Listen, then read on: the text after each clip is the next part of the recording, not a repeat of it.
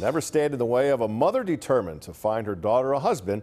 But below the surface, religion, racism, and finding the meaning of who you are take hold of the comedic drama. Fox 43's Braden Long takes a center stage to Oyster Hill Playhouse in their production of The Last Night at Ballyhoo.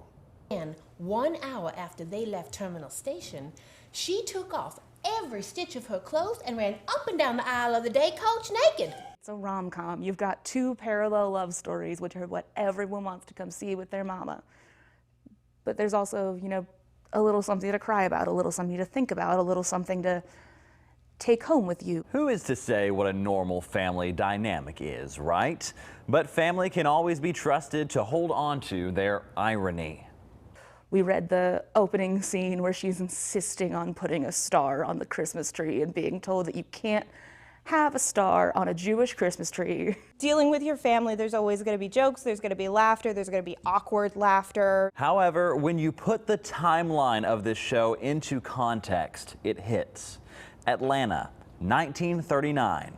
Gone with the Wind hits its highest popularity, while other parts of the world face the unimaginable hardship of World War II.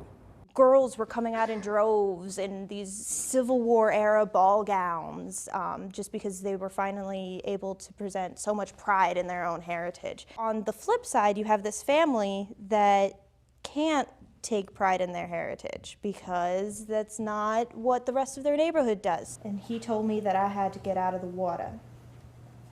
Then Alice asked him why, and he said, "Jews aren't allowed to swim in the Venetian pool."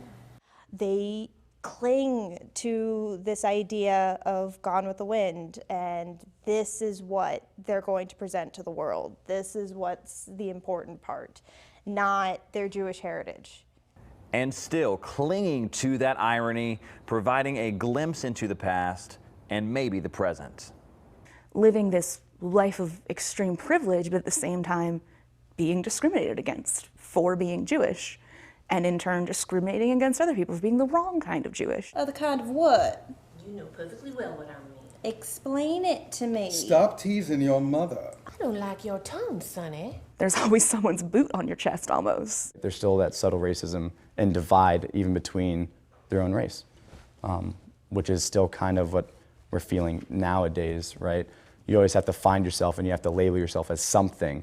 You can't just be who you are anymore. While also a thought, perhaps, to hit not only at your head, but in your heart.